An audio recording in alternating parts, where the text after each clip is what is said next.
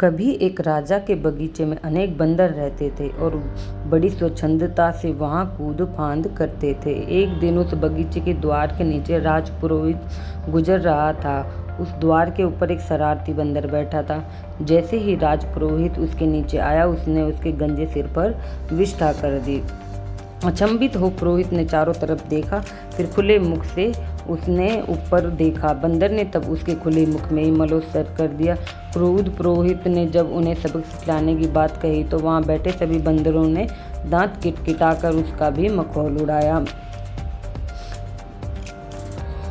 कपिराज को यह बात मालूम हुई कि राजपुरोहित वहां रहने वाले वानरों से नाराज हैं, तो उसने तत्काल ही अपने साथियों को बगीचा छोड़ कहीं और कूच जाने की सलाह दी। सभी बंदरों ने तो उसकी बात मान ली और तत्काल वहां से प्रस्थान कर गए, मगर एक दंभी मरकट और उसके 5 मित्रों ने कपिराज की सलाह को नहीं माना और वहीं रहे। कुछ ही दिनों के बाद राजा की एक दासी ने प्रसाद के रसोई घर के बाहर गीले चावल को सूखने के लिए डाले। एक भेड़ की उस पर नजर पड़ी और वह चावल खाने को लपका। दासी ने जब भेड़ को